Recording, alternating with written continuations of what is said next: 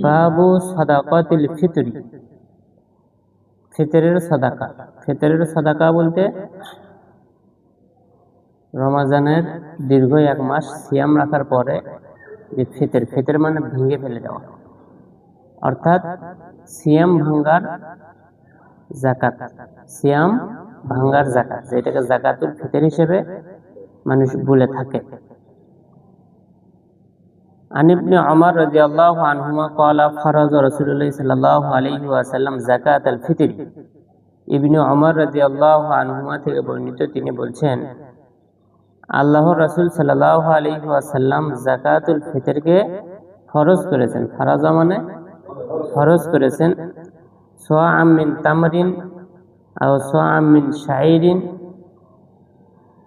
একসা খেজুর অথবা একসা জব, কার উপরে আলাল আবদি ওয়াল হুররি। আব্দুন মানে বান্দা, এই বান্দা মানে সাধারণ আল্লাহর বান্দা না।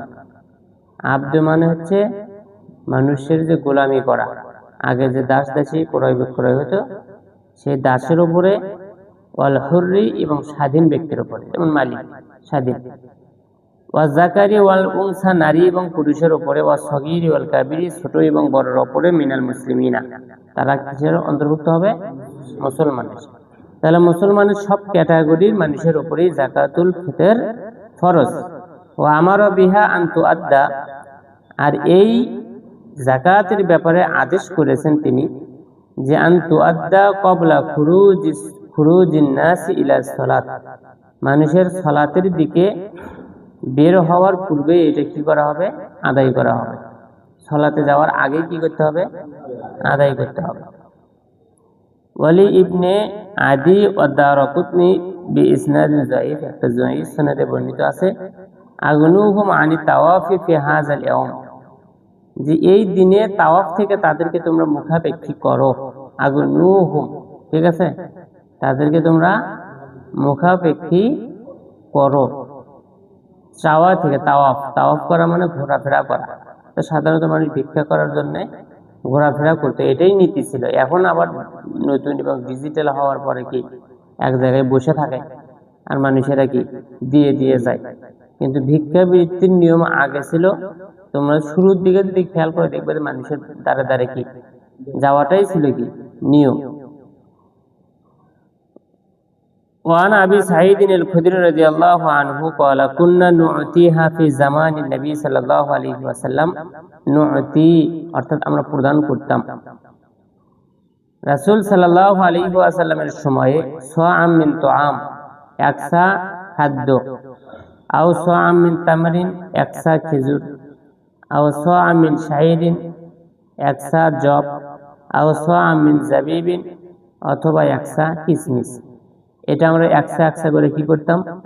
বের করতাম। যার ফসল যেটা হতো, যার কাছে যেটা থাকতো বেশি, সে সেটা দিয়ে কি করতো? যাকাতুল ফিতর বাহির করতো। তাহলে দেখা যাচ্ছে অন্য রিওয়ায়াতের মধ্যে আছে আও সাআম মিন আকিক, অথবা একসা পনির। তাহলে যাই বাহির করতেছে না কেন সবগুলোই কি খাদ্যদ্রব্য এবং একসা, সবগুলোই খাদ্যদ্রব্য এবং একসা। তাহলে শুরুতে একটা কথা আছে সাআম মিন তুআম, খাদ্যের একসা। এই খাদ্যের দ্বারা বিষয়টাকে আমভাবে বলা হয়েছে যে যেখানে থাকবে সেই জায়গার খাদ্য অনুযায়ী কি দিবে? একসা দিবে। এখানে বলতেছে যে আমরা শাইর জব, তার মানে বোঝা যায় এই সবগুলো খাদ্যই সৌদি আরবে কি থাকে? বেশি বেশি ব্যবহার হয়ে থাকে। তার মধ্যে খেজুরটা তুলনামূলক কি বেশি, কিন্তু অন্য অন্য সবগুলোই আছে বিধায় সবগুলোই তারা দিচ্ছে। কিন্তু এই জায়গাতে এখন বাংলাদেশে এসে সেই খাদ্যের বিপরীতে টাকা নির্ধারণ করা হয়, যেটা সমমূল্যে নির্ধারণ করা হয়।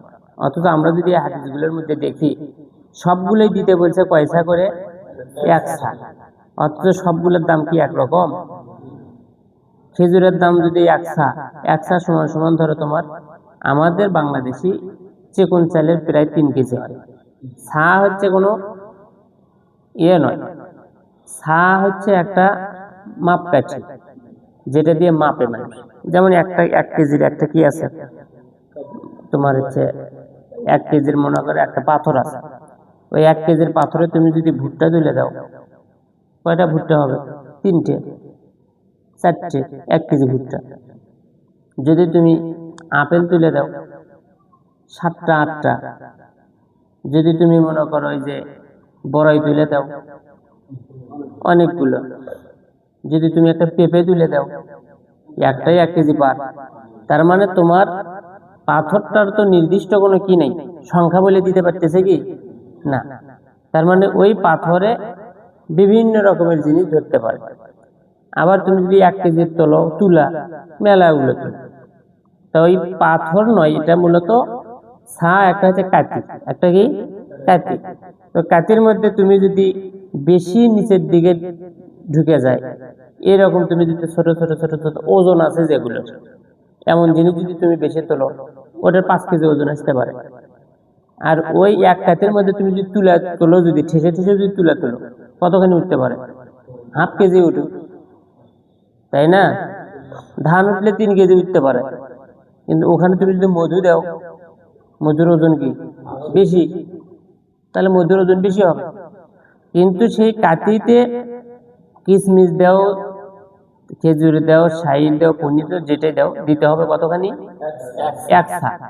অনুরূপ ভাবে বাংলাদেশেও তাই, খাদ্যদ্রব্য 1 নম্বর, 2 নম্বরে দিতে হবে কি 1 ছা।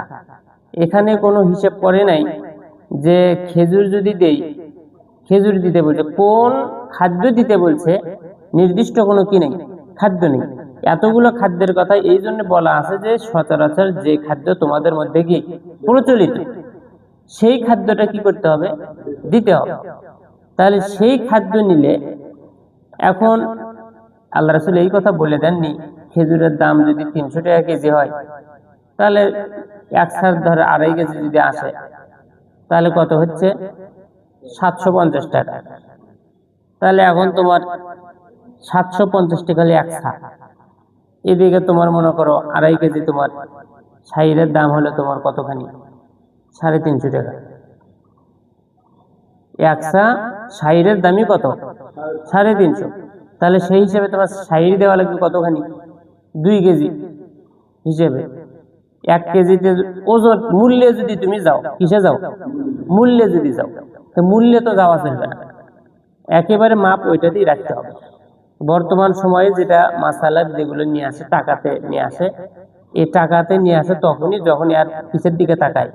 মূল্যের দিকে তাকায়। বাংলাদেশে খাদ্যের জিনিস আছে না, খাওয়ার জিনিস আছে, তো মানুষ খায়।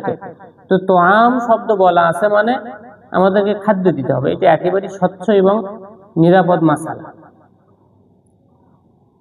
ওয়ালা আবু সাঈদ তিনি বলছেন, আম্মা আনা ফালা আযালু, অবশ্যই আমি বিরত থাকব না, উখরিজুহু বের করাতে, কামা কুনতু উখরিজুহু ফি জামানি রাসূলিল্লাহ, যেমনটা আমি রাসূলের জামানায় বের করতাম।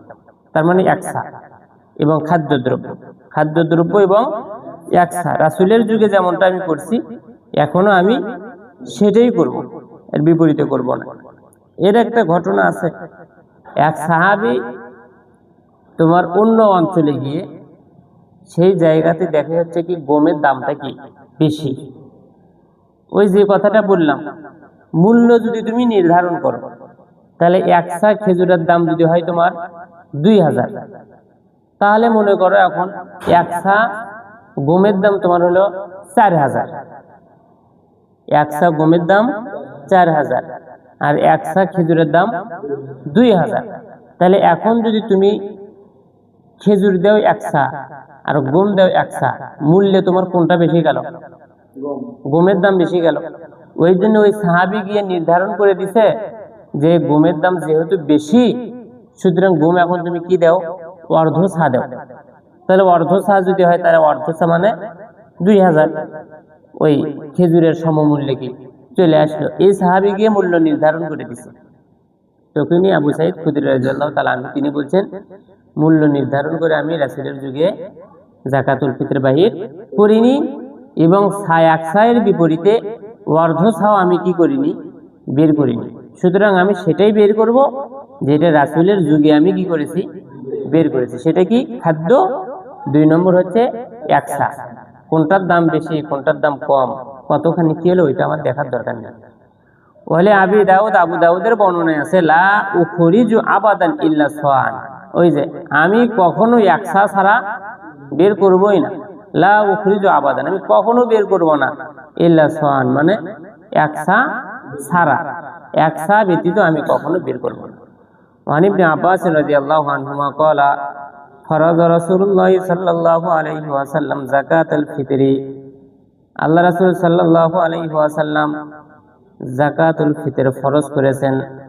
তুহরাতাল লিসাইমি মিনাল লাগবি ওয়ার রাফাসি, তুহরাতাল লিসাইম সিয়াম পালনকারী ব্যক্তির জন্য পবিত্রতা স্বরূপ, মিনাল লাগবি ওয়ার রাফাসি বিভিন্ন রকমের যে হালকা অশ্লীলতা, একটু কথা এদিক সেদিক হয়ে যাওয়া, চলাফেরার একটু সমস্যা হওয়া সিয়াম থাকা অবস্থায় পরিপূর্ণ সিয়ামের পবিত্রতা রক্ষা করতে না পারা, এইগুলোতে যে দোষ ত্রুটি হয়ে থাকে এই দোষগুলো থেকে সিয়াম পালনকারী ব্যক্তিকে কি করবে, ওই পবিত্র করবে।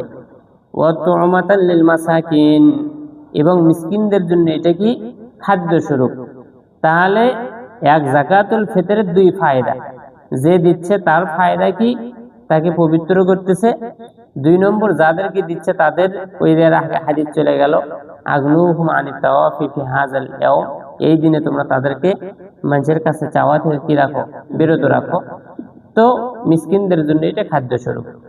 ফামান আদ্দাহা ক্বাবলা সলাতি ফাহিয়া যাকাতুন মাকবুলাতুন, যে ব্যক্তি সালাতের আগে এইটা বের করবে সেটা হবে গ্রহণীয় যাকাত। গ্রহণীয় যাকাত মানে যাকাতুল ফিতর হিসেবে সেটা কি হবে, গণ্য হবে। ওয়ামান আদ্দাহা বাদা সালাতি ফাহিয়া সাদাকাতুম মিনাস সাদাকাত, আর যে ব্যক্তি এটা সালাতের পরে আদায় করবে তখন তার সেটা সাধারণ সাদাকা হিসেবে কি হবে, গণ্য হবে। যাকাতুল ফিতর যে ফরজ, এই ফরজ বিষয় সে কি করলো না, মান্য করতে পারলো না, সাধারণ দান হিসেবে তার দানটা হয়ে যাবে কবুল, কিন্তু যাকাতুল ফিতর হিসেবে নয়।